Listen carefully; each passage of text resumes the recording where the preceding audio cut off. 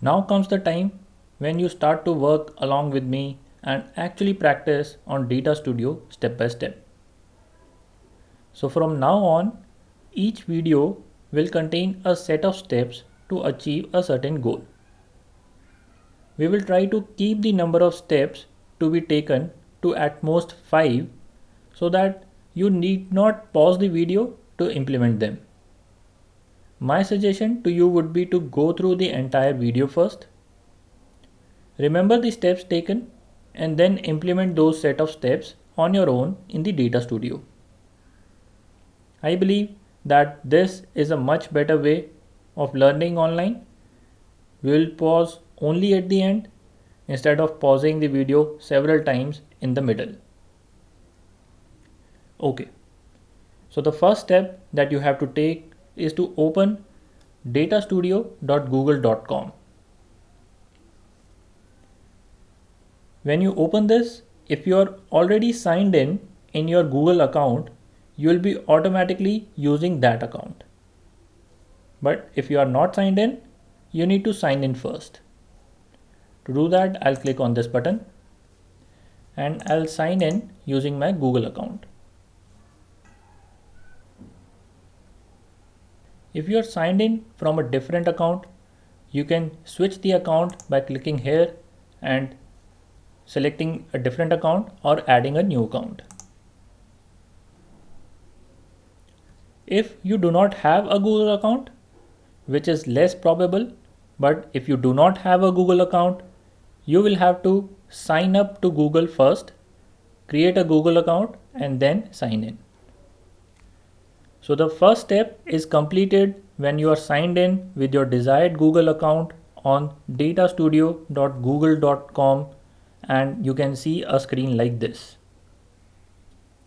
The second step you have to take is for preparation of a data source.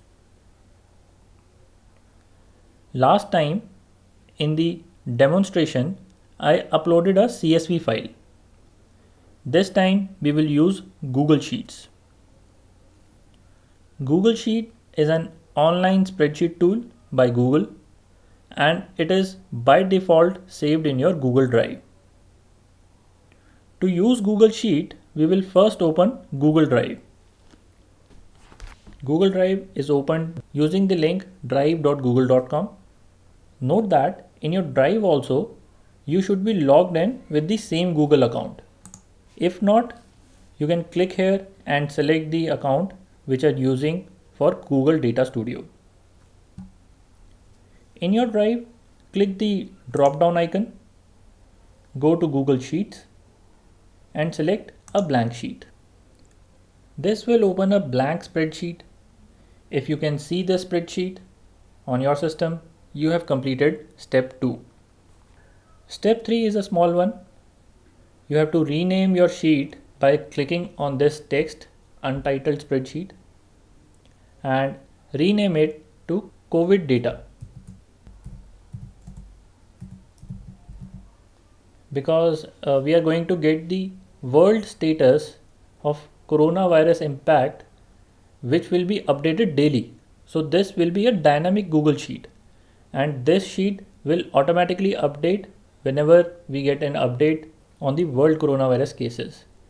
And since our Google Data Studio will be connected with this sheet, all the charts and visualization in the Data Studio will also auto refresh whenever this data is refreshed. So in that sense, we'll be creating a very dynamic report which will automatically update itself. Now if you have renamed this, then step 3 is complete. Now what we are going to do is this. We will connect this sheet to data from a website. And this website updates the number of coronavirus impacted cases worldwide very frequently. So this is the website worldometers.info/coronavirus.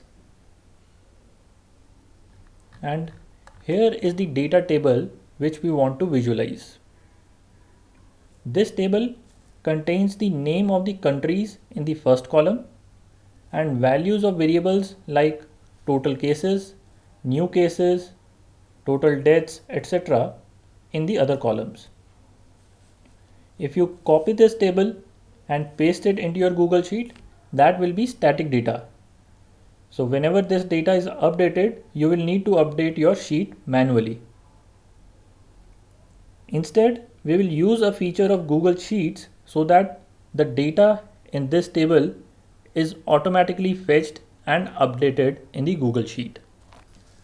For that, in our Google Sheet, in the first cell, we will write this formula is equal to import HTML. Import HTML is the function which is used to import data from a table on a website. The first parameter in this function is the web page, which you have to input within double quotation marks. So I start a double quotation mark, copy this link to the website and paste it here, end the double quotation mark, comma.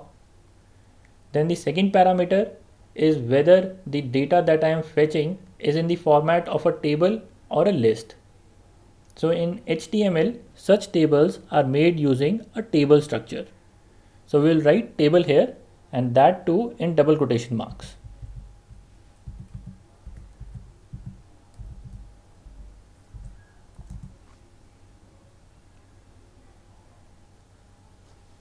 Now the third parameter is the number of the table on this page. On this page, this is the first table. So we will have the third parameter as 1. But if you are not sure about the number of this table, you can right click anywhere on the screen and open the option of viewing page source. This will show the HTML version of this web page, and here you can search for the number of the table in this page. You can check out this HTML version of the web page and find which table is it. Is it first, second, or whichever table it is. So here I'll enter 1 and press enter. It takes some time to load. Now you can see the data table loaded. Isn't this amazing and very powerful? You can get data from numerous websites, and that data will automatically update itself in the sheet whenever the source is updated. Similarly, you can fetch data from other Google Sheets also using the import range function. If you want to learn more about Google Sheets, there are separate videos at the end of this course about Google Sheets. For now, our sheet is ready. In the off chance that you are not getting data from the website like this, just copy paste the data from the attached CSV file. In this way, you will not have a dynamic sheet, but you will have data to work on in the coming lectures. So that's all. You have to take these 4 steps. Pause the video here, and once you have taken these 4 steps, you can move on to the next lecture. If you face difficulty anywhere, you can post your questions in the discussion forum below. See you in the next video.